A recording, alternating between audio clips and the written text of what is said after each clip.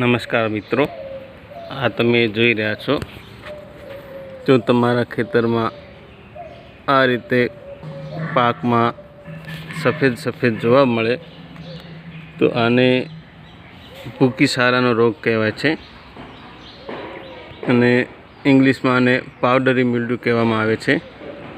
આ રોગ ફંગસને કારણે થાય છે। એમાં ફંગસની એક વેરાયટી છે ઇરાઇસિફે।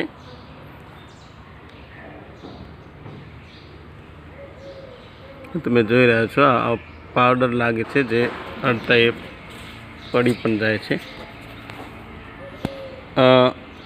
મેંગો માટે ઓઇડિયમ મેન્જીફેરા નામનો ફંગસ જવાબદાર હોય છે।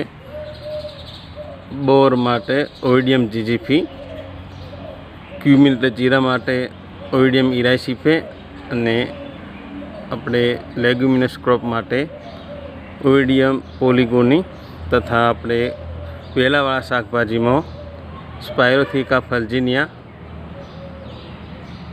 આ એ ફંગસ જવાબદાર હોય છે। આના કંટ્રોલ માટે મિત્રો તમે સલ્ફર આવે, સલ્ફરનો 10 થી 15 કિલો પ્રતિ હેક્ટર પ્રમાણે આમાં તમે ડસ્ટિંગ કરી શકો છો તથા 0.1% કેલિકજીન અથવા 0.5% કેરેથેન નામનું તમે છંટકાવ કરી શકો છો અથવા સલ્ફેક્સનો ઉપયોગ તમે કરી શકો છો। ઓકે, આભાર। જય જવાન, જય કિસાન।